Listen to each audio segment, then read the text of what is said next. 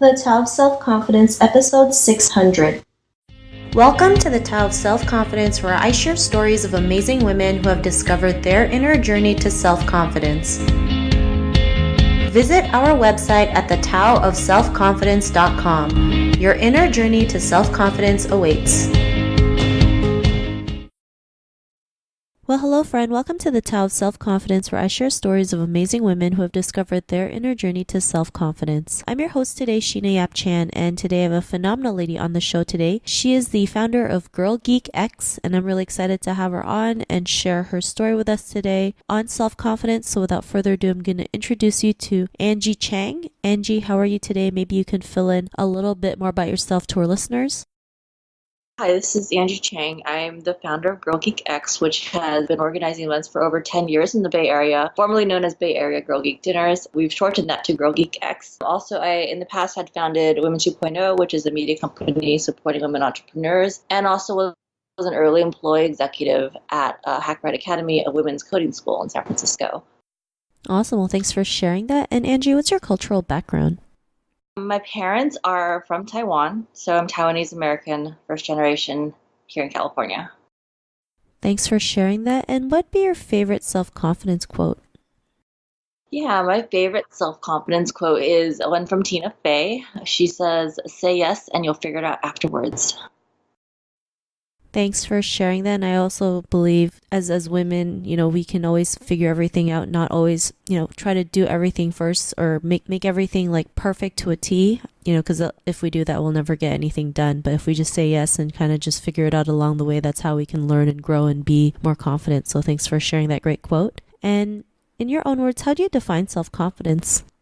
I think self-confidence is the ability to say yes, really, and to have the personal self-confidence, but also hopefully the support of people around you, whether they're like literally your coworkers or your family or your internet friends, just people who help cheer you on and give you like that bedrock of support to say yes and do what you want.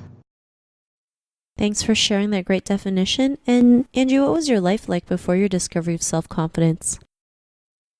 I think there's a few things that have really helped me find some self-confidence. When I was younger, I was a Girl Scout, and one of the things we did was we sold cookies. And I think about this because I see them all the time on the street selling cookies with, the square credit card reader. And I think about how hard my life used to be when I was a Girl Scout selling cookies outside of outside of grocery stores in Southern California and running after people and trying to sell cookies to people, always getting no's or ignored. But occasionally we sell a box of cookies. And that was kind of, I think, one of the things that helped me gain self-confidence was hearing a lot of no's and being okay and being like, well, I'm going to be out here for an hour or two anyways. Might as well keep going and you'll get some yeses. So that was one of the things that helped me like inadvertently build some self-confidence, is knowing that is selling Girl Scout cookies when I was younger. Another thing that helped, I think, self-confidence was, and I'm going to cite another thing from the past, was team sports. So when I was younger, I would do a lot of sports like softball, and I did cross country. And I was always terrible. Like I was the person who was like,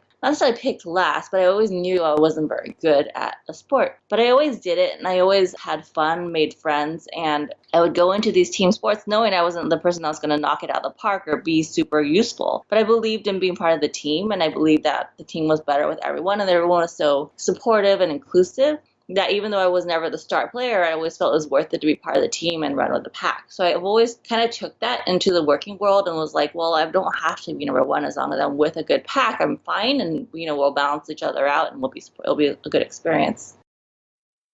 Thanks for sharing that. And what was that point in your life, especially creating Girl Geek X, that made you realize you had the confidence to go out there and create it and be the person that you are today? And what was that aha moment?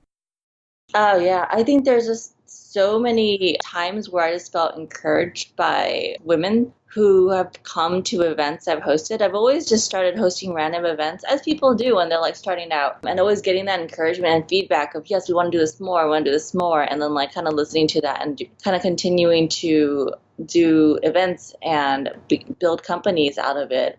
So yeah, for me, I don't have a huge aha moment. The big aha moment I had was more around entrepreneurship, and that took at least a year of listening to colleagues tell me about starting companies of their own and saying, you should start a company too. And it took me about a year to think of one that and come to a good pitch for one. But yeah, I think starting Girl Geek X and Women 2.0, it was always just listening and responding to the women in the community who said they wanted more and more events and content, and then I delivered that. Thanks for sharing that. That's great. Once you realize, that, you can create a difference, and then you can tell by the feedback that you just go out there and do it, right? Regardless if, I'm sure you've had your fair share of bad days, but we just keep going because of that bigger purpose. And, because of that, what's your life been like now? Now, I think it's been really great to have built those networks before I needed them. So every time let's say, I think it's been great to have the networks that I've built over the last 10 years connecting people through events, because you've built a lot of goodwill and camaraderie and community around yourself, so that when, for example, I was about to, if I got laid off from a day job, then suddenly I would have a community that if I asked for any kind of help or connections, they'd be very willing to say, yeah, actually, here's something in my network to help you. Thanks for sharing that. It's great when you have a good support system, right? They'll have your back no matter what happens. And, they always say you're the average of the 5 people you're with. So, who you surround yourself with is huge. And I think, it's great that, they're able to help you out when times are tough, right? So thanks for sharing that. And, to the woman who's listening to your episode, she may be in her own journey to self-confidence. What would be that one tip you would give her? I think understanding that everyone has imposter syndrome, and just to go out there and try to say yes to as many things as possible. And then don't beat yourself up too much for dropping the ball or changing your priorities, and just always communicating where you're at if that happens. But say yes and hopefully figure it out afterwards.